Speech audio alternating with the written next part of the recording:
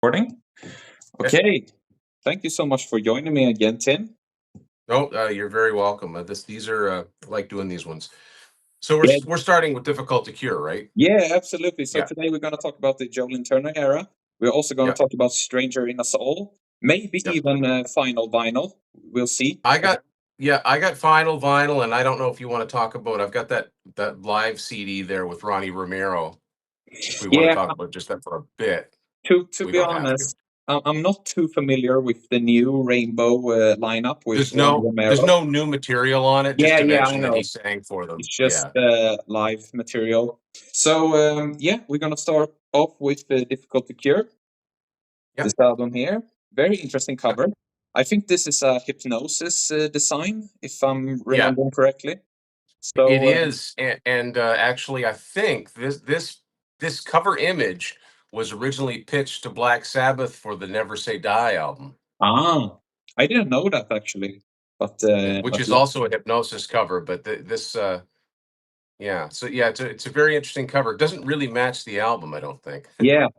A similar thing actually happened to Pink Floyd and Def Leppard because they pitched like the cover for High and Dry, as we know it Yeah, now, to Pink yeah, Floyd back in like '69 or something like that for their yeah, Amagama album, but they turned it down. And then, of course, they pitched it to Def Leppard and they chose that cover. So it's kind of a similar thing there.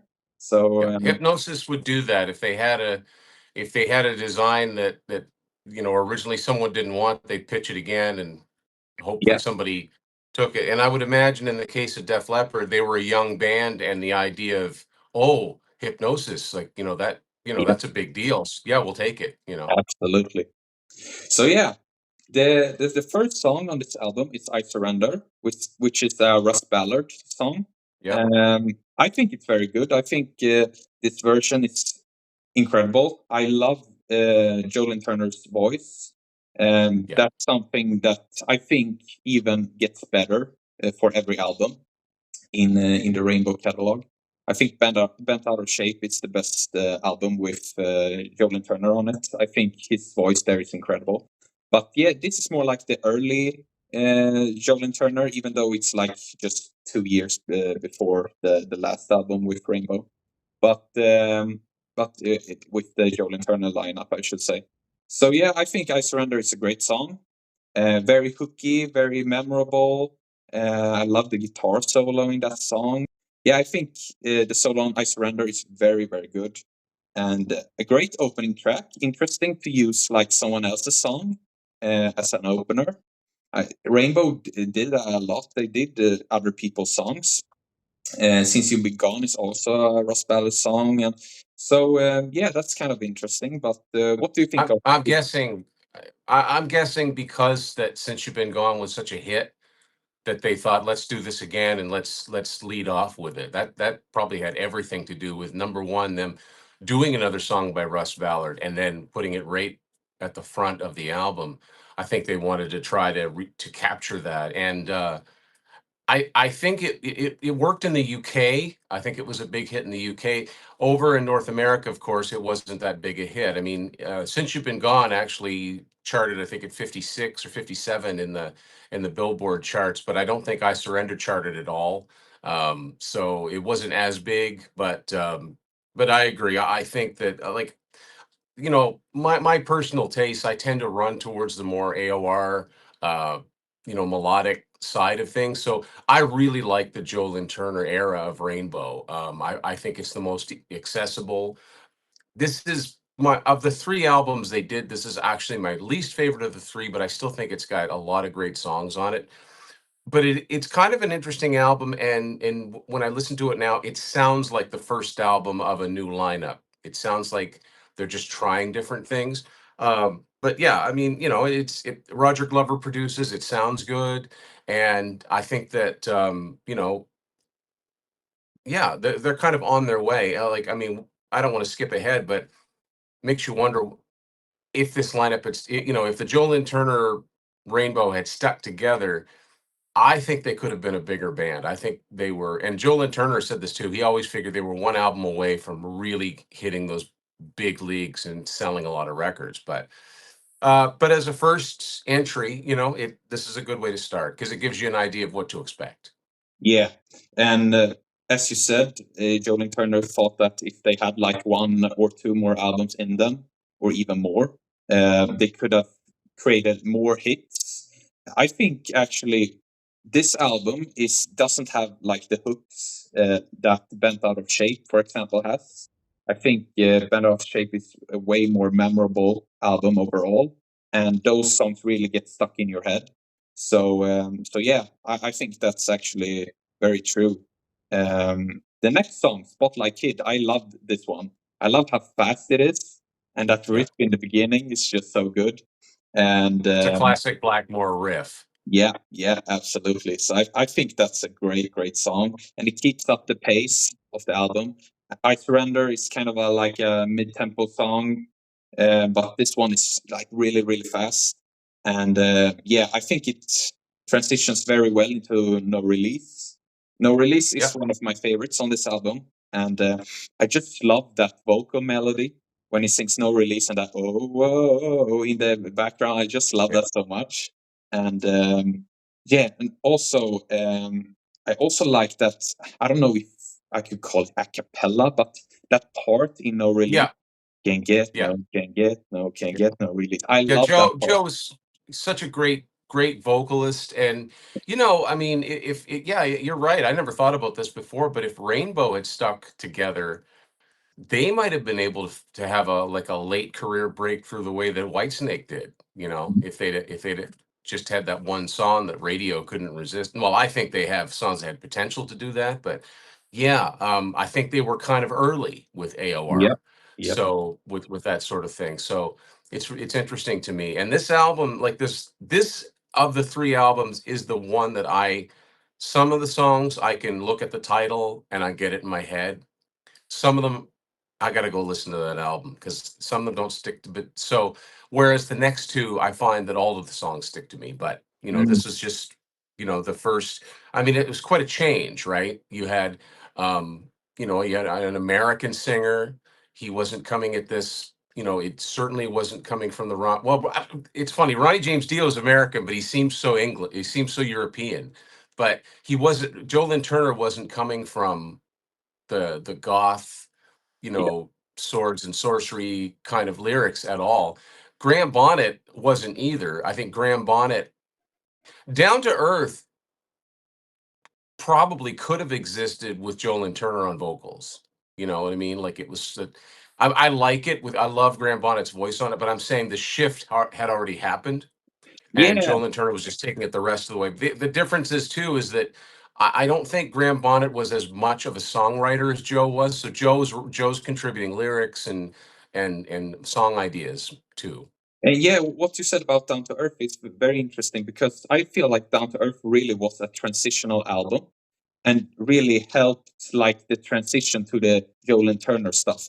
Because I think if we had gone just from the Ronnie stuff to the Joe Lynn Turner stuff, it would be very shocking because it would Would be be just yeah, such a jarring transition. I feel like. very jarring. Yeah, I Yeah. think that Down to Earth, even though it wasn't a huge album in North America, I think maybe radio programmers were now had the name Rainbow on their radar. So the Yeah. next thing that would come out, they were sort of listening for. So I'm sure that there were like rock stations that were playing songs from this album. But Yep. yeah, you're right. It was the perfect bridge, right? Yep. Yep. The next song is Magic. I think this one is really good. This one is kind of very poppy in some senses. And yeah, I like it very much. I love also the vocal melodies in this song also during the chorus.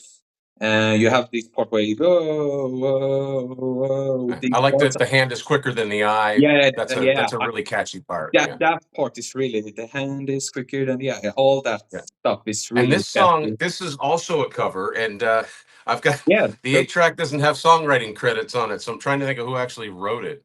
I want to yeah. say the last name was Moran. I have the CD Stan- here, but the text in this is so small. You like have to have a magnifying glass to see. So So Brian Moran wrote this song, yeah, okay. and on Wikipedia, his name isn't even highlighted, so I can't find out much more about him Yeah, than that. Moran, it says, yeah. So yeah, there's not much information about that guy on Wikipedia or something. And when I look at his credits on um, Discogs, Yeah. basically all I see is Magic. Now Oh, this is kind of funny. I'm also seeing that he wrote a song called Nightcrawler that a band called Pantera did, but not Pantera like Phil Anselmo, Dimebag Darrell. It's a totally different band. So okay, interesting. obvious. So but that's all that I see for uh well, okay, now this is interesting. Now I'm going down a rabbit hole here, and I'll come back. Yeah, But yeah. this actually Pantera was one person. She was a Okay, musician and songwriter from Brooklyn, New York, and she around 1980, 81, she was the girlfriend of Eric Carr. okay. So I've heard him mention being in a band with a singer named Pantera. So that's her. So Oh, she also did a song by Brian Moran. See, now you're getting into because of Joe Lynn Turner. They're kind of based in the States now. They're kind of based around the whole like New York, New Jersey uh, area. yeah, So, but anyway, yeah, poppy song, but good. I can see, it fits. It's not that different than I Surrender. yeah. True. So, what is your opinion? What do you think? Why did Rainbow, specifically Richie Blackmore, want to like cover other people's songs?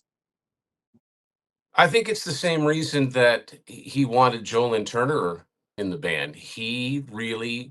First of all, he really likes commercial hooks, commercial songs. He said time and time again, he's a big ABBA fan. He likes catchy melodies, and he wanted Rainbow to be a band that could get played on pop radio Yeah, alongside of other band or other artists that aren't necessarily hard rock artists. He wanted that commercial breakthrough that they were a little bit early for.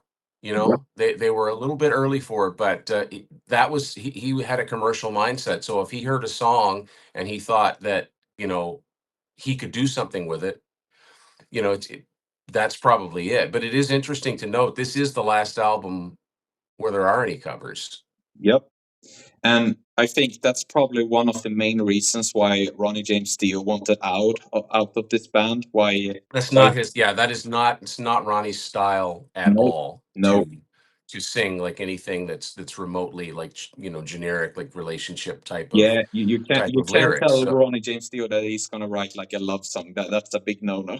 yeah, Ronnie Yeah. James Dio singing "Since You've Been Gone" would never No, happen. no, no. So that's why it's interesting when you do hear him sing like well, like if we go back to the Roger Glover, the butterfly ball thing, if you've ever heard his song "Love Is All," Love is all. Yeah, it's great song. great. I mean, Yeah, he sounds great on it, but it's weird to hear him sing lyrics like that. yeah, and like the Elf, and even before Elf, he did mostly like covers and love Yeah, songs and all this stuff. yeah. But maybe he He grew must just tired of that because he did it for so long. So maybe he yeah. wanted to move forward. He certainly created his own lyrical world Yep, that wasn't likely to get on the radio. yep. Now the next song is spelled out in German, but it has like maybe next time in parentheses. And this is an instrumental, obviously, and it kind of sounds very sad and depressing. And it's very slow, and it Yeah, sounds like Richie's guitar is almost like crying. So I yeah, think it has a great effect on it. But I feel like it breaks up the pace of the album. Like no other song on this album is really like this slow yeah. and like almost depressing in some ways. So it Yeah, doesn't really fit into the flow of the album. I agree, and I think that's one of the things about this album that, and other people have commented on that too. It's kind of schizophrenic. It's kind of all over the Yeah, place yeah, because this if this is his album for he wants a commercial breakthrough. You've got songs on there that you can hear where that's going to happen, but at the same time, yeah, you've got these instrumental pieces, and yeah, and this one is a very moody one, and this one's credited to Blackmore and Don Airey, which is really interesting because Don Airey, of course, replaced John Lord in Deep Purple. Um, but yeah, and both sides of this album end with instrumental tracks. So Yep. it's one of the things that I think that's why this album didn't it wasn't quite it wasn't packed with radio friendly songs. Obviously Richie Blackmore is going to do whatever he wants, but some of his decisions are kind of interesting. Yeah, I think maybe I Surrender, Magic, and Can't Happen Here are like the only radio type songs. Those were I mean that's those were the singles, right? And that Yeah, that makes perfect sense. yeah. Yeah. And I think talking about Can't Happen Here, I think it's a really good song. I think it's one of the best on the album. Uh, Yeah. Yeah. one of the most catchy Rainbow songs ever, I feel like. I think Yeah, it's, great. It's a great song. Yeah, I yeah, like the lyrics to it. The lyrics are kind of clever, and it's such a classic Blackmore riff. If you take the chords that are in this riff, he's used those so many times. Down, down, down, down. Like that's all night long. It's smoke on the water. It's of course I can't think of them, but he's used that chord, those chords. He uses those a lot, and it's almost like a game yeah, to pick out the songs where he uses that. Long Live Rock and Roll, I think, uses those. So Deep Purple and Rainbow, there's a ton of songs that use, and then there's a song on Stranger in Us All that's almost the riff is almost exactly like Can't Happen Here. I can't remember what song it was, but yeah, this is a great song. This is also one of the earliest this video got some play on MTV when MTV first went on the air in 1981. So they were right there early on yeah, making videos, which is kind of cool.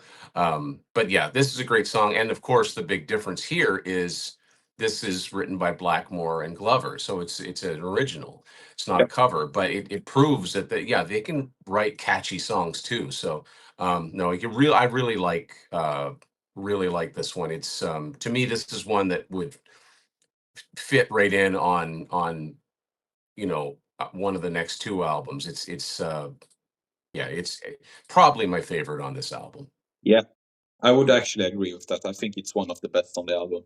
And it makes you think because they were capable of writing this song, which is so catchy. Why couldn't they Yeah, have written like another song to open the album instead of covering I Surrender, for example, or Magic? They could have made their own songs because it shows that both Richie and Roger is capable of writing catchy songs. So yeah, yeah. makes you think why they wanted to do that. But as you said, it's probably because they wanted to be played on the radio.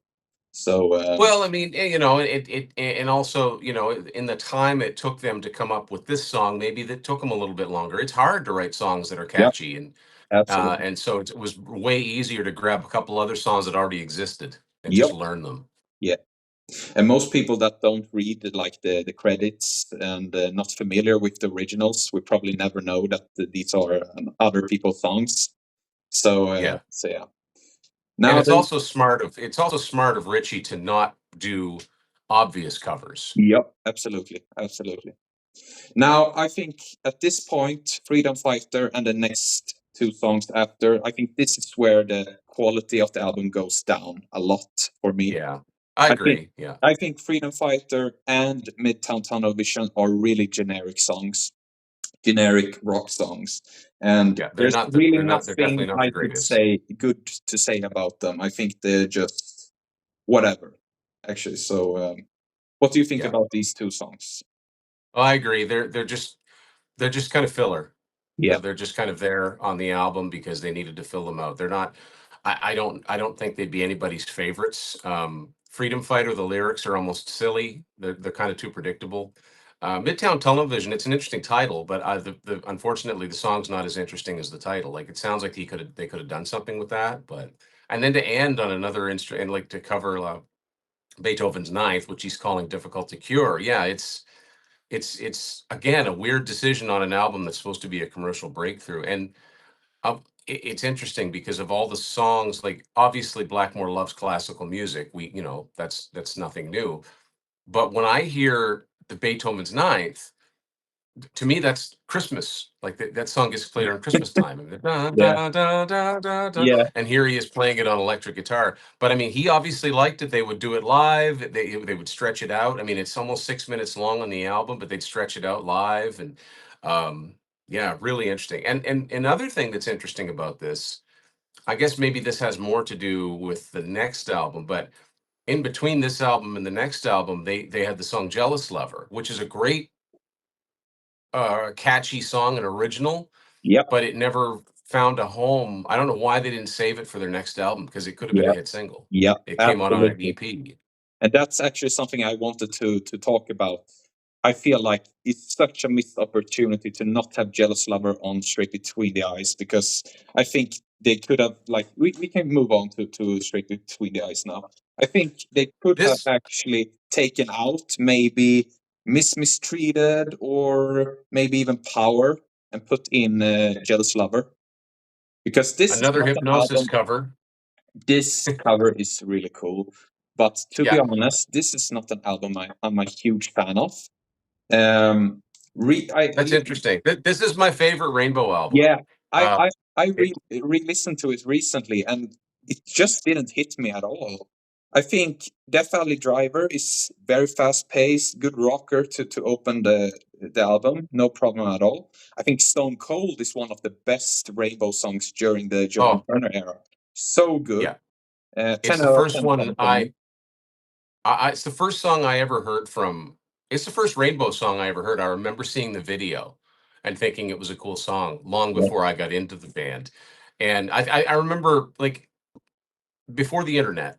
So when I was a teenager and I'm watching Much Music, which is Canada's MTV, I remember seeing the video for Stone Cold.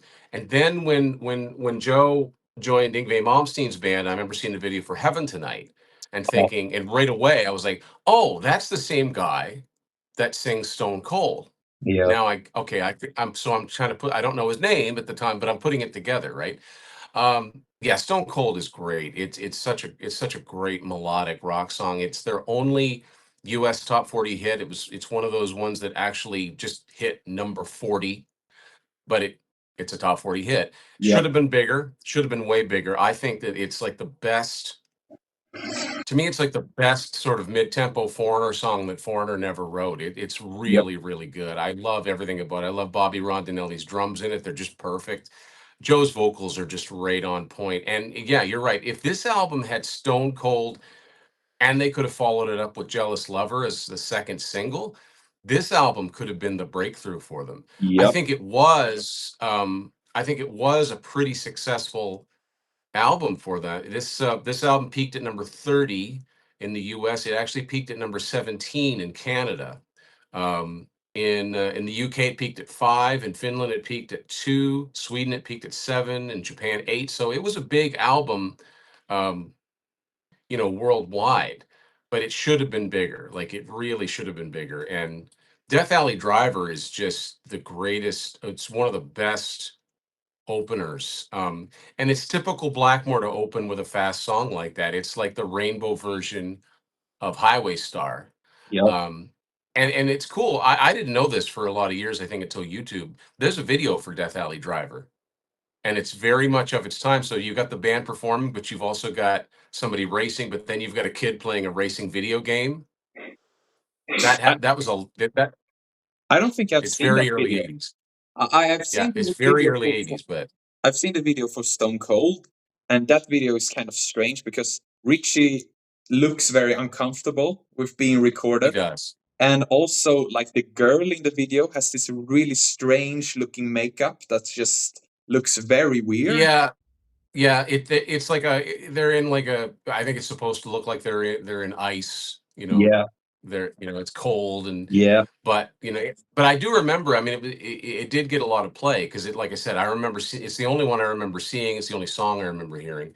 Um no, for whatever reason, and it's probably a lot to do with the fact that I'd already heard Stone Cold and loved it, but this was the first one that I heard when I started buying Rainbow albums. Death Alley Driver is such a great opener, so that kind of colored my impression of the rest of the album. I really do like this album, though. I think that it should have been their breakthrough. I actually I wouldn't take Power off this album. I think that song is super catchy, and it could have been a single in its own right. There are songs that, yeah, they could have taken off, actually, because it's similar tempo. If it was me, I would have taken off the song Tight Squeeze and Yeah, putting Jealous Lover right in that spot. And then you'd have a really, really strong album. But what I also like is you've got the closer, Eyes of Fire, which, there's the one song, I think, from the Joe Lynn Turner era of Rainbow that wouldn't sound out of place with Ronnie James Dio yeah, singing it. It's absolutely. got that evil woman, kind of tarot woman, like Lady Evil. It's got that sort of lyrical thing. Joe sings fantastic on it. It's a real tour de force vocal for him. You've got, um I was always kind of disappointed with Tearing Out My Heart, because I know it was supposed to be the big ballad on the album. To me, it really kind of misses the mark. It could have been better. I mean, sings it well. I mean, he always sings it well. I just wish there's not enough of a hook to it, I don't think. Okay. Oh, But I really, really like this album. The other thing I don't understand why they didn't do is use the actual rainbow logo on here. yeah, just the I wish they'd generic have kept that text. logo. It's Yeah, just generic font, and yeah, but it took me a long time to realize that there were rainbows in the eyes, yeah. If you look closely, yeah, yeah, if yeah, you look closely enough. yeah, Um, but this was probably their commercial highlight. They put out a home video called "Live Between the Eyes." They recorded in San Antonio. Um, and the weird thing is, they didn't even tour in the UK on this. That was how serious they were about conquering North America. They didn't yeah. even tour their home country pretty much. So very interesting.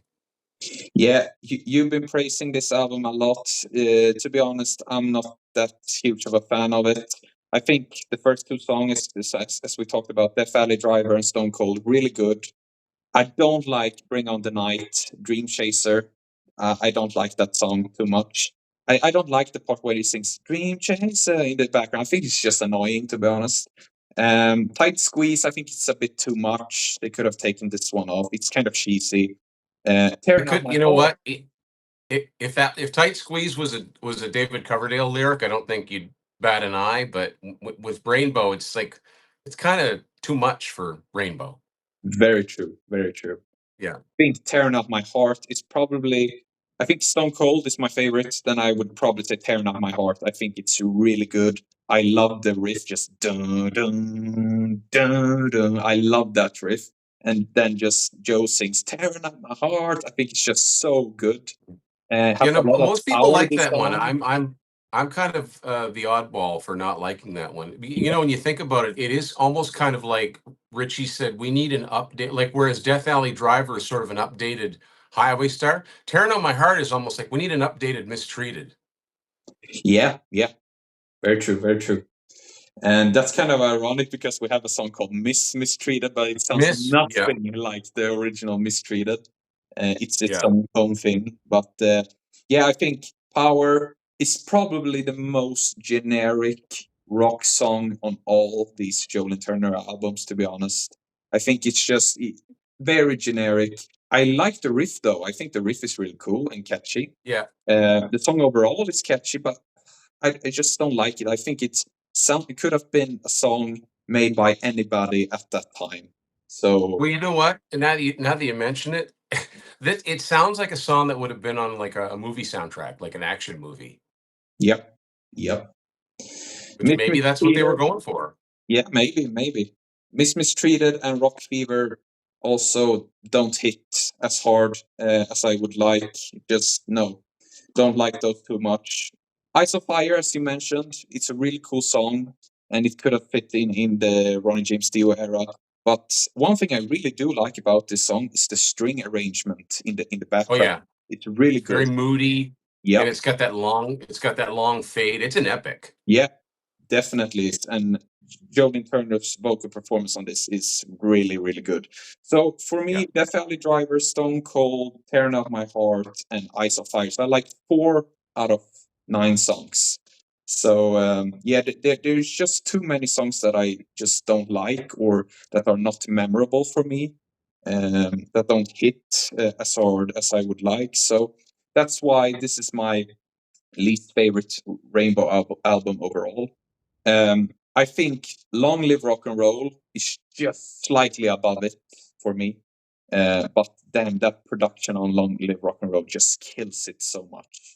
But this It's a album sounds noisy, yeah, actually really, really good. So yeah, it's more listenable in that way. But I just think the songs on Long Live Rock and Roll stand out more, like Gates of Babylon and all these. So yeah, this is my least favorite. Doesn't mean that it's really bad, but yeah, that's Straight Between the Eyes. Now, actually, I was wrong there. This is my least favorite. Skipping ahead, this is my least favorite. I almost forget that this exists most of the time, but yeah, this is my least favorite. But Straight Between the Eyes is my least favorite of the Joe Lynn Turner. So yeah, I just needed to correct myself there. yeah. Now the next album, Bent Out of Shape. This is the best of the Joe Lynn Turner era for me. Really, really catchy songs on this one. I think the opener, Stranded, it just shows the power of Joe Lynn Turner's voice. He just Yeah, holds these notes for so long when he sings "Oh" and all that in the yeah. chorus. Feel like I'm stranded out here and all that. So yeah, I think this is his strongest vocal performance or on this album. And I think Stranded, Can't Let You Go is another example of the power of his voice.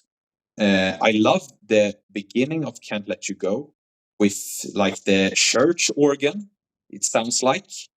And Yeah. what's the name of the keyboard player now again? David Rosenthal. Yeah, there you have it.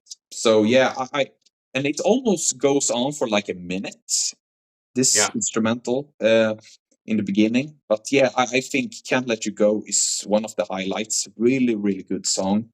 Fool for the Night has one of the most catchy choruses of all, the Joe Lynn Turner.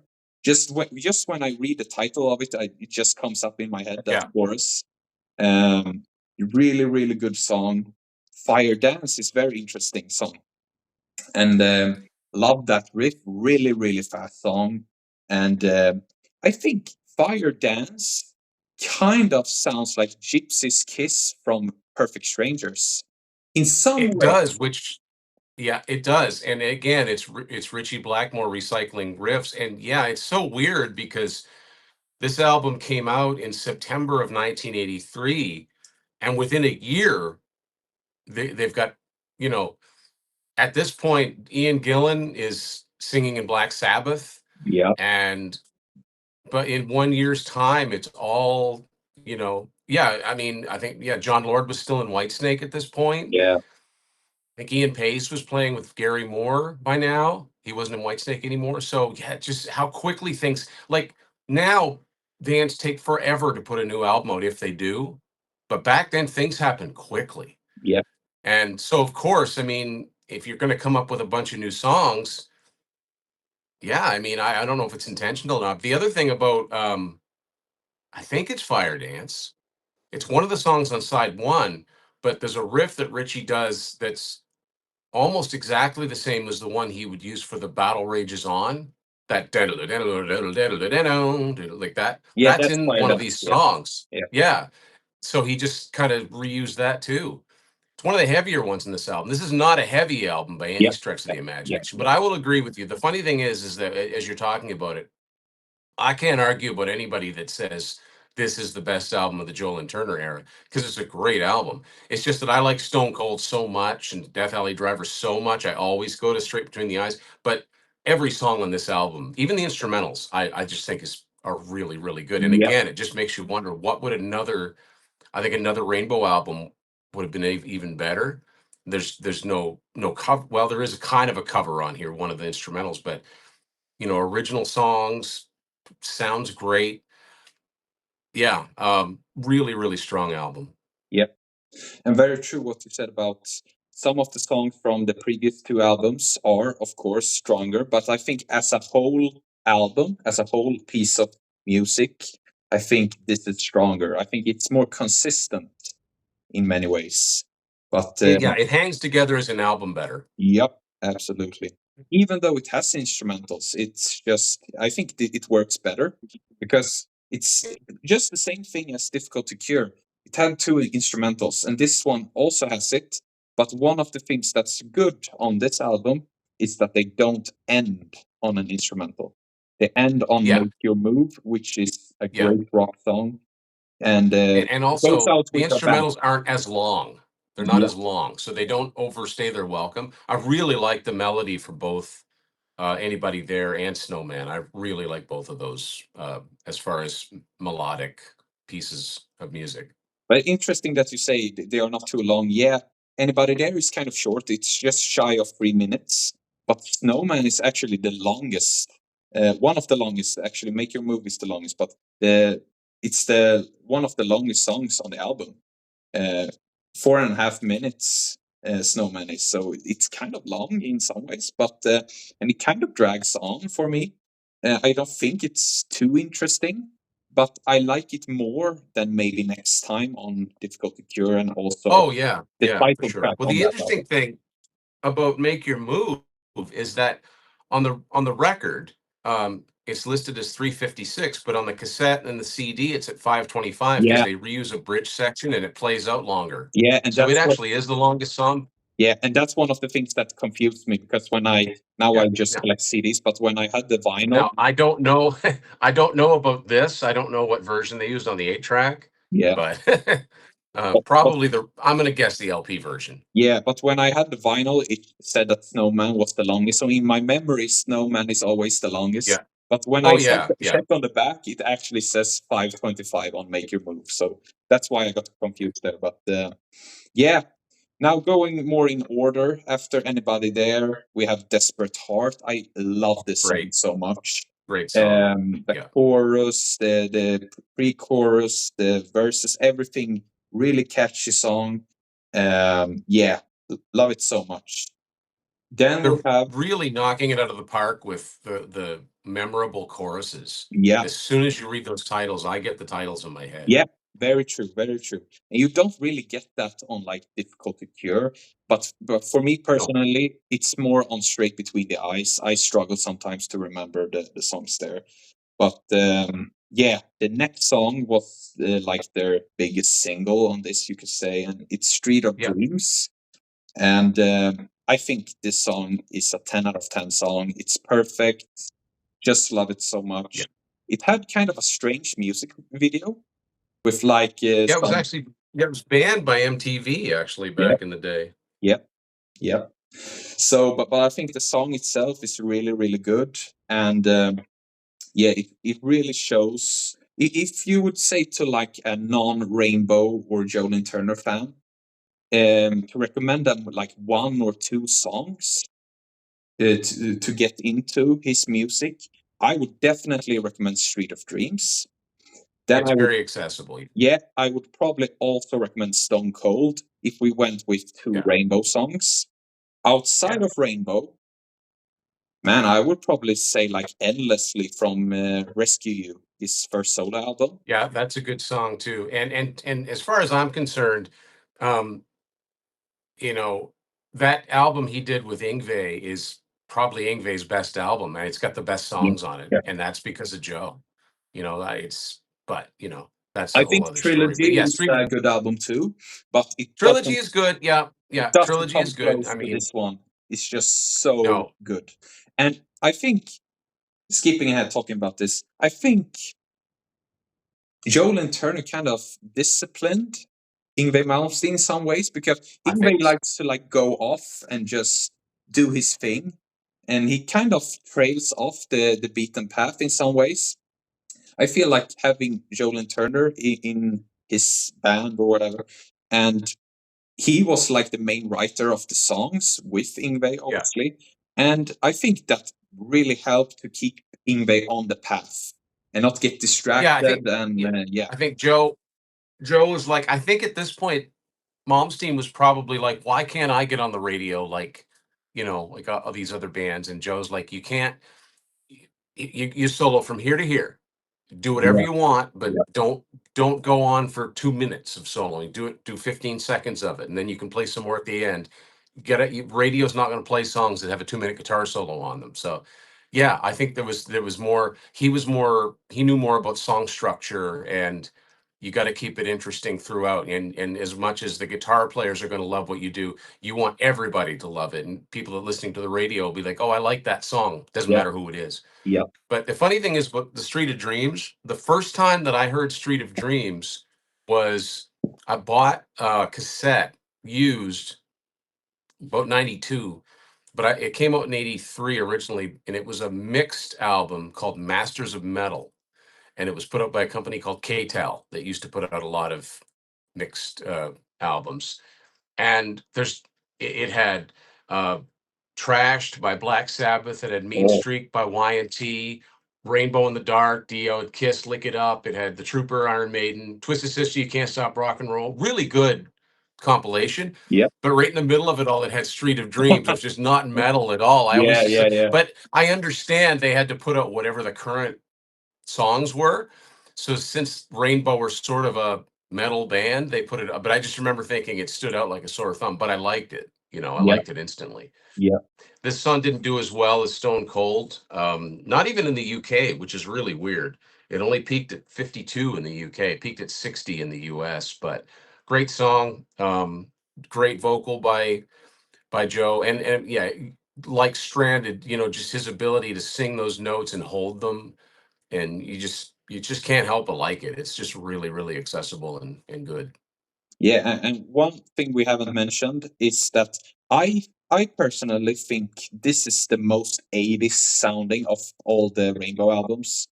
Oh I yeah, think, yeah, especially the Joe Lynn Turner, because it was released in the 80s.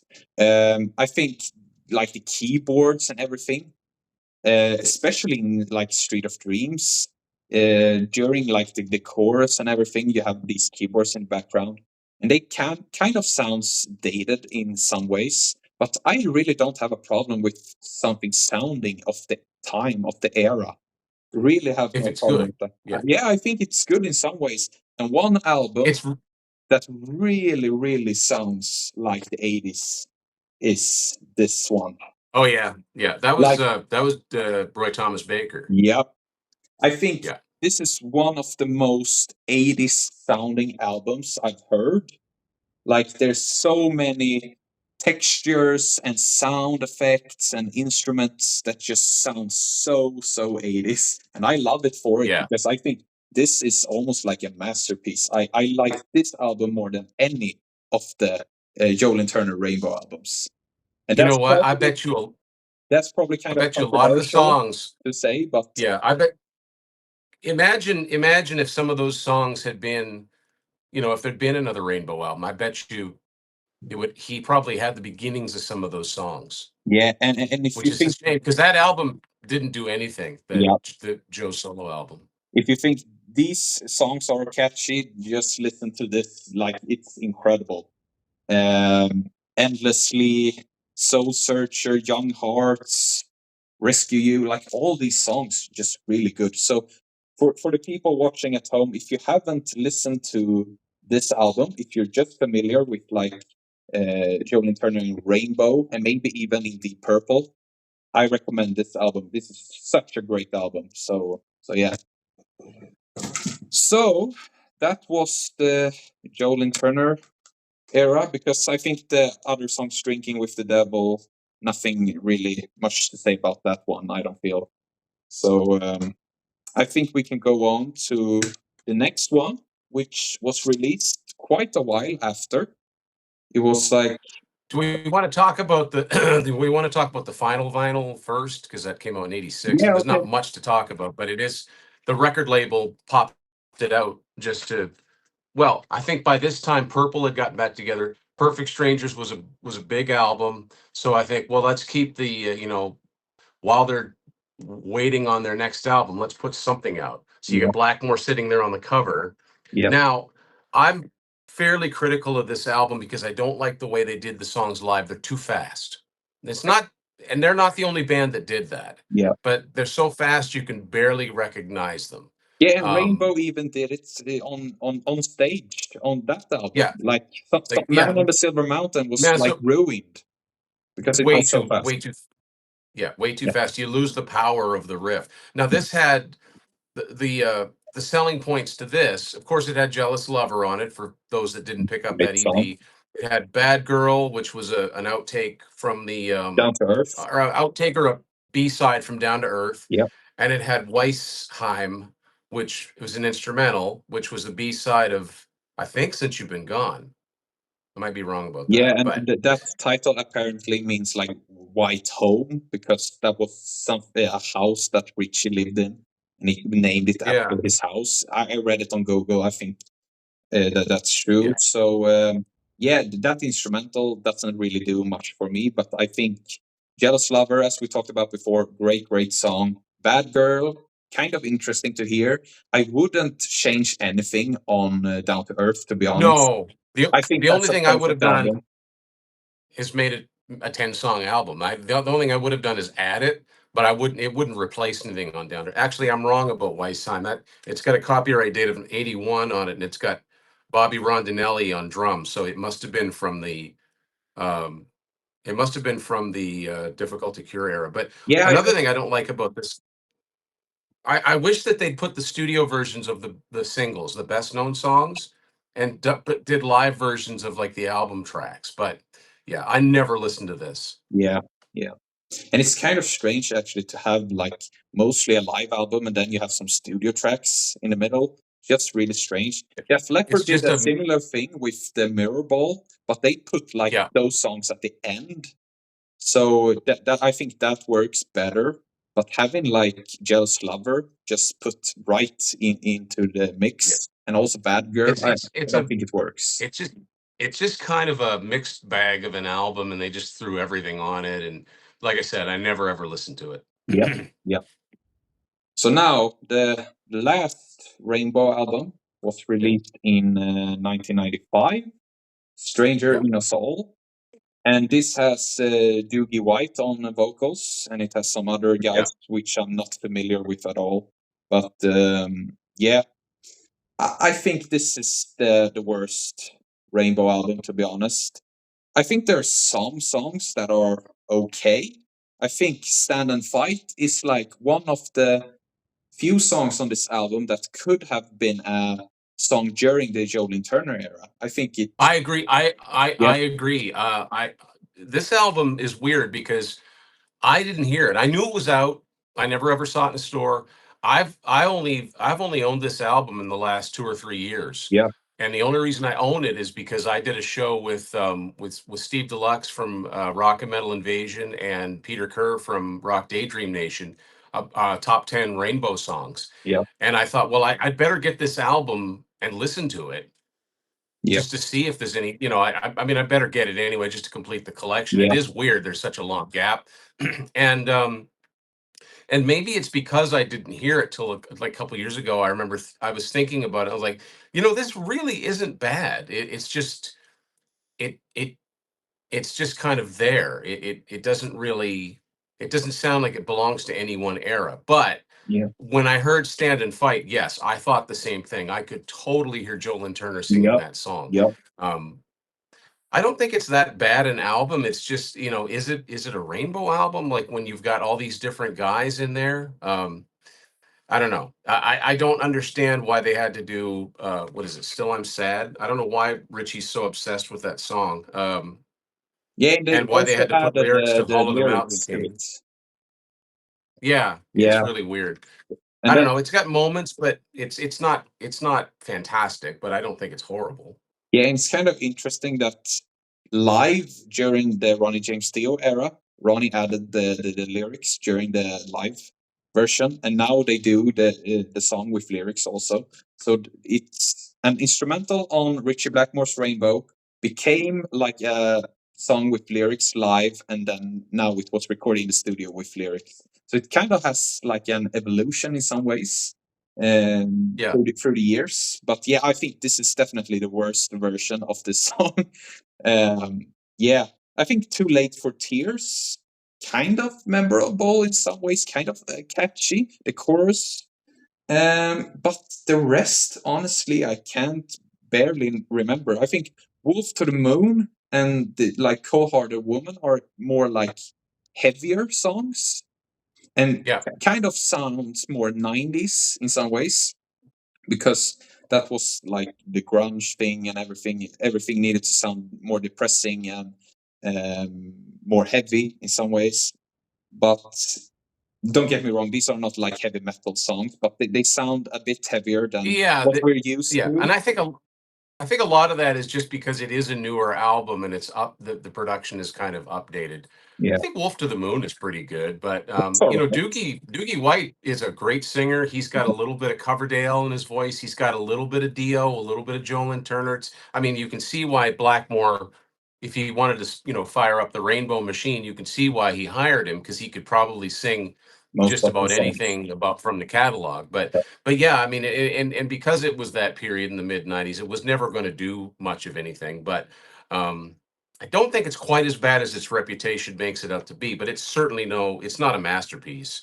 And that was it. You know, 30 years Yeah, on for new Rainbow material. The only other thing is that weird sort of blip on the radar when Blackmore revived Rainbow with Ronnie Ramiro on vocals and put this album up. This has been issued in different things, but among the songs on this album, there are more Deep Purple songs on this live album than actual Rainbow songs. yeah.